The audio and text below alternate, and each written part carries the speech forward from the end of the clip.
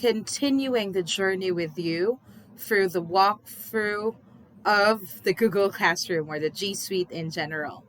Just wanted to give a quick overview how it came to be. So last semester, I had a talk with Sir Philip and our previous school head on how we'll bring about some innovation in the classroom. So I thought of, hey, why not try Google Classroom?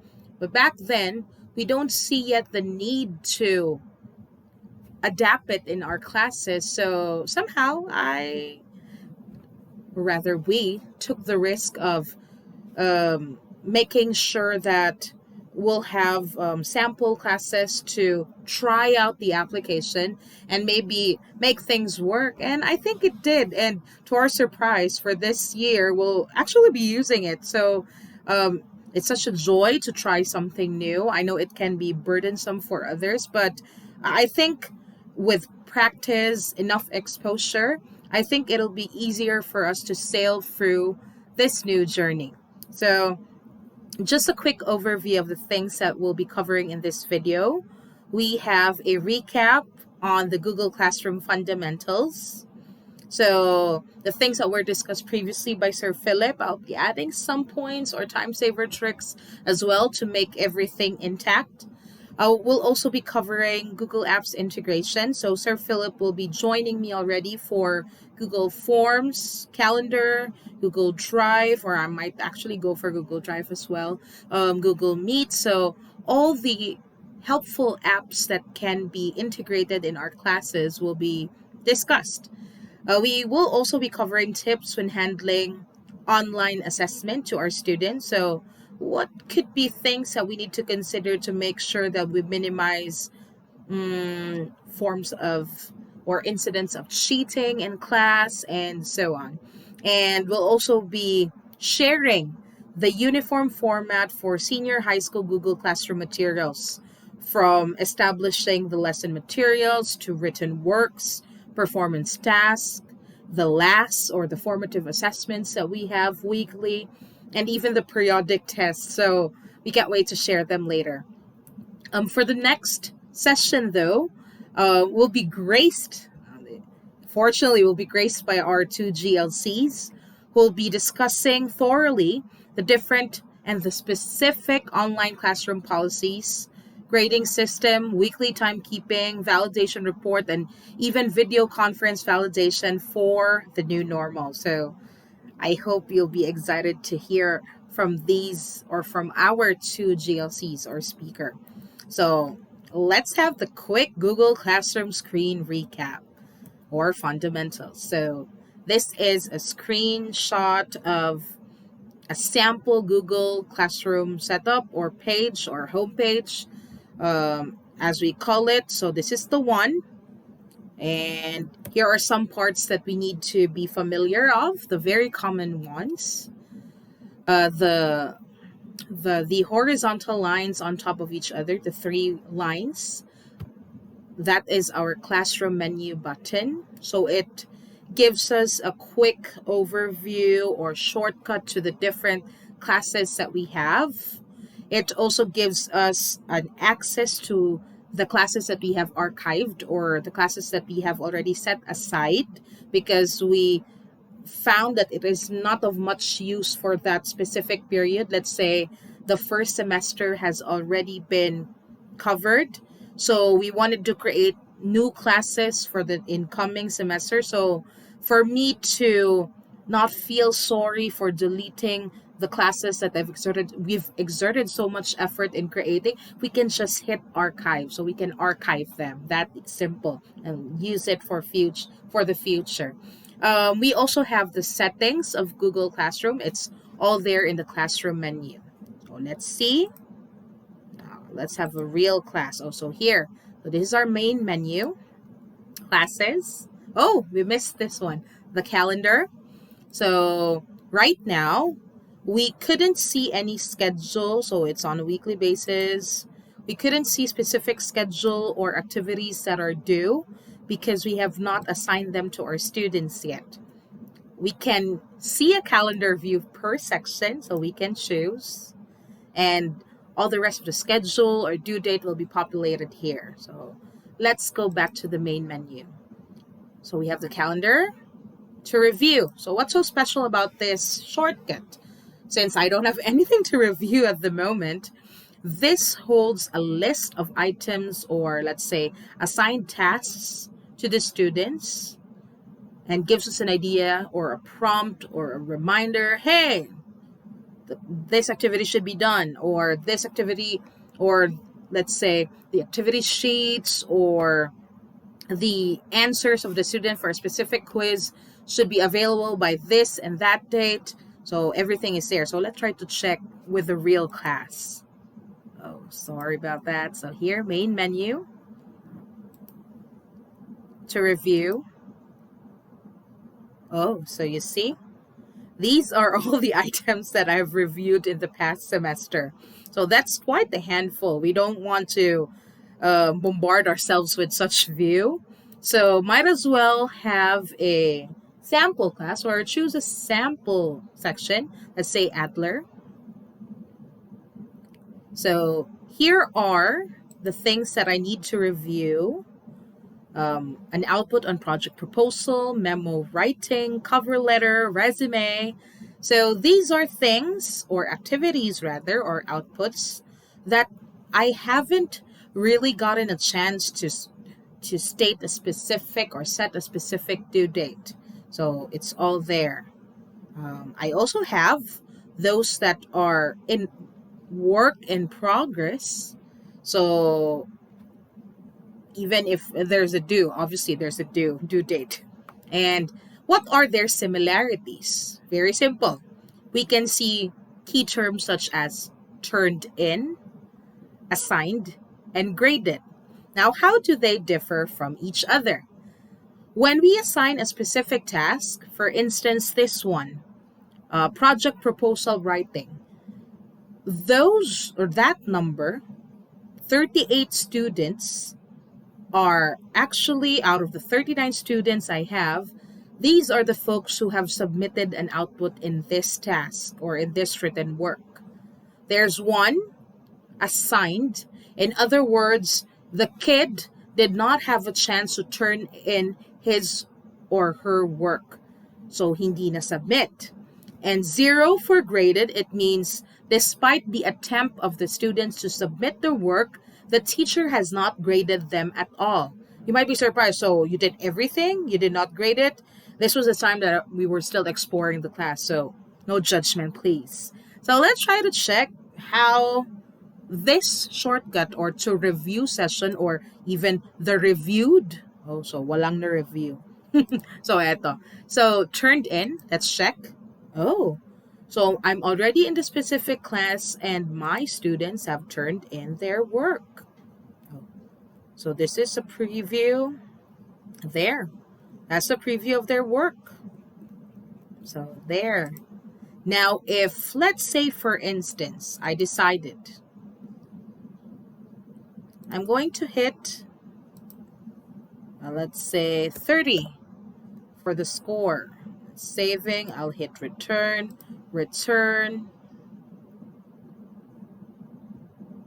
And let's see if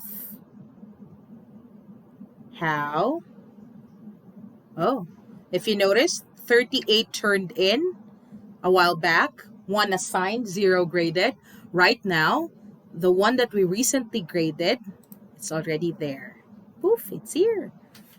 Still 1 assigned, that's me. That's my backup account. I just wanted to see back then how my classes look like in a student level. So I added my other account just to see. So from 38 to 37. So out of the 38 people who submitted, I already graded 1. So that's simple.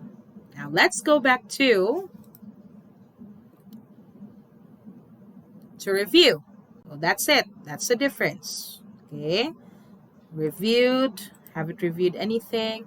Let's proceed to this one. These are the classes. So whenever I click this or we click this, you're immediately routed to the classroom or specific classroom of your handled class. I'm done with art style. I'll go to Alford. There. That's simple. Now let's proceed to archive classes. As we see here, there is no archive classes for me. So let's say Alfred, for instance. Oh, okay, let's try Alfred. Let's go back to the home page. I'm sorry for that. Alfred, archive, archive. Can we still see Alfred? Not anymore. Now this is where the archive classes button come in.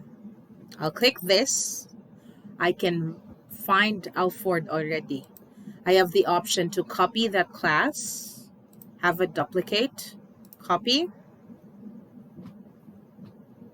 Oh, it's taking a while. Anyway, while it's copying, so there. Let's try to check the classes. Okay. Classes. Oh, copy of Alfred. If you notice, the class is already, or the new copy of the section Alfred folder or classroom folder is already back, or rather not really back, but it's already seen or reflected in the main page or home page of the Google Classroom. Now, I'll try to check classwork. All the classwork is there. Everything is copied, everything, all the files. However, they are marked as draft. In other words, we still have the option to edit them and then post them, schedule when to post them, or just simply have them as a draft. Consider it as a material that you don't want to post yet. Or better yet, delete it or change its location. So that's how beautiful archiving is. So even if we accidentally archive a class or we wanted to archive it, replace it with a new one with similar content, we can always go back to archive and copy it. Now, let's say for instance, you don't feel like copying it. Let's go back to classes. Copy of Alfred. Let's say I'll archive it. And then I'll go back to archive classes. You know what? I decided I'll just restore the original class file. I'll click the other classroom setting, 3 dots on top of each other. I'll click restore. And then it's gone. The only one that's left is the copy. Let's hit classes. Alfred is back. The Alfred folder is back. Then I'll go back to archive classes. I don't feel like I need this folder or this classroom anymore. We can already have the option to delete. And by delete, it means erase forever. So delete. So we can't undo it anymore. So there you have it, folks. Classes. Now, calendar. Oh, I mentioned this already. Let's go back. So we're done with that. We have this arrow. So this is the grade book for the specific class. If you notice, there are scores already. So it's a quick summary of the scores. And you can see missing because they have not submitted, or perhaps I assigned it to everyone, but I only asked the leaders to submit a copy. So you can see a remark missing. I'll go back to the classes or the main page once again. And after the gradebook, let's have the folder or the Google Drive folder. So this is where all the handouts, or not really apart from handouts, this is where all the outputs of the students can be found. So these are their outputs. So if we wanted to have a general site overview or a quick access to all the files that were created in our respective classes, we can just always visit or hit the Drive button. Check here, open folder. There. And then more account settings. I already said this already. What else? Edit if you wanted to change other things. Move. Let's say I wanted it at the end. There, I'm at the end. Let's say Alford, I wanted to move it. I wanted it to be somewhere after Artstein, so it's already in the third position. That's simple. Very simple um, functions. Then let's have copy invite link. So what happens if I copy it? Chink. Oh, so you're routed in the class. That's simple. So it's a link that we can actually copy and then send it to our students. So that's basically it.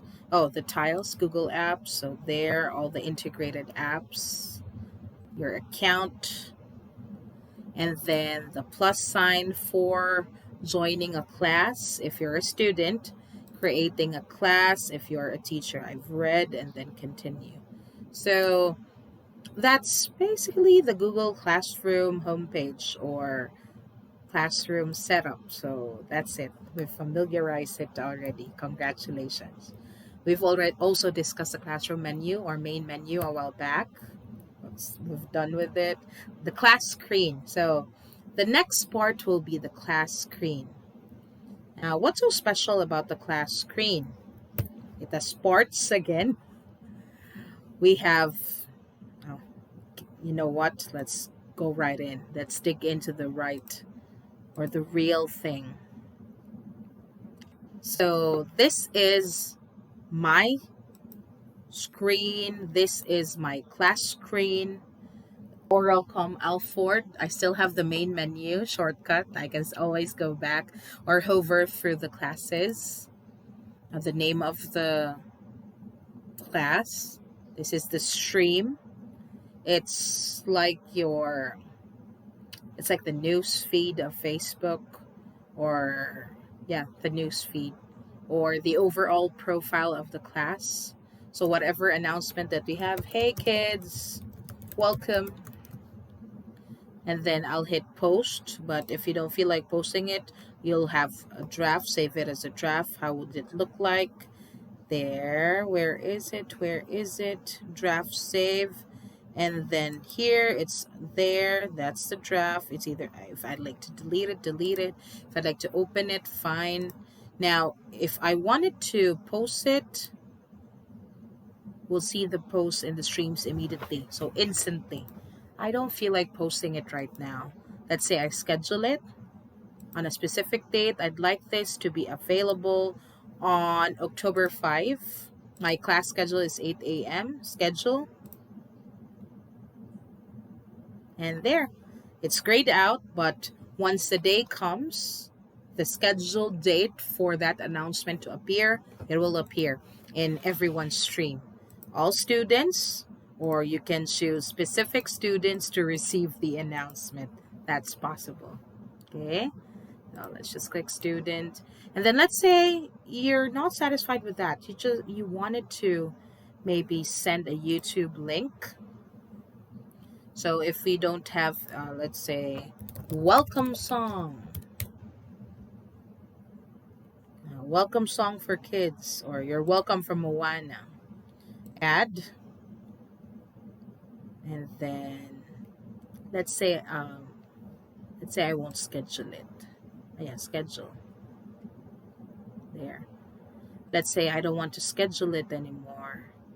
Let's say I wanted it now. So today is October, not really October, but it's already September 4. And the time is 1:45 a.m. There. Schedule. Must be scheduled for the future. Fine, let's schedule it for 1:46 a.m. Oh, problem scheduling post. Try again. It's too sad. I wonder why there's an error. Okay. You know what? I'll just post it. Oh, there's the post button. Post it. And poof. It's there. Hey kids, welcome. And then they can already So what I believe you were trying to say is thank you. That's easy. You're welcome. And back. So they can already view the post instantly because you posted it. You didn't schedule it anymore. That's simple. So that's the stream. That's the stream button or command.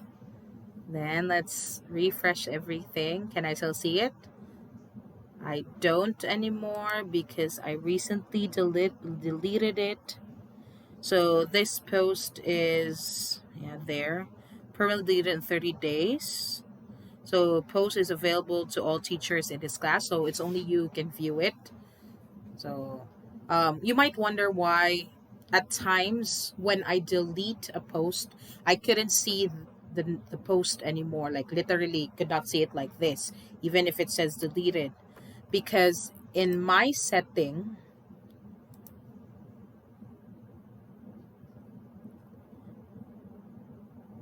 I had this one, class notification. So there, private comments, late submission, hold on, resubmission, receive email. That's weird, I couldn't see it. Oh, sorry about that. I'll go back to Alford.